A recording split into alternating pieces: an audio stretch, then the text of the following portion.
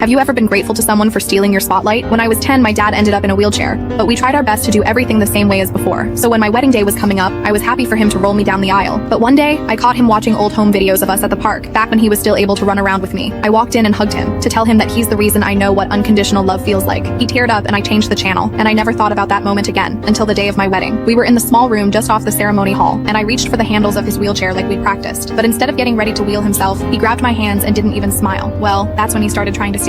My heart dropped because the aisle was at least 50 feet, and he hadn't walked more than 10 since the accident. The room went silent, and all the eyes shifted from me to him. When he stood up, I looked at him, and that's when he finally smiled and said, "Just trust me." Turns out he'd been in intense physical therapy for over a year, all for my big day. I thought I'd be the one holding him up, but honestly, I think he was holding me. By the time we made it down the aisle, half of the audience were in tears and blowing their noses. He stole the spotlight that day, and we now have this incredible inside joke for the rest of our lives together. Have you ever been grateful to someone for stealing your spotlight? When I was 10, my dad ended up in a wheelchair, but we tried our best to do everything the same way as before. So when my wedding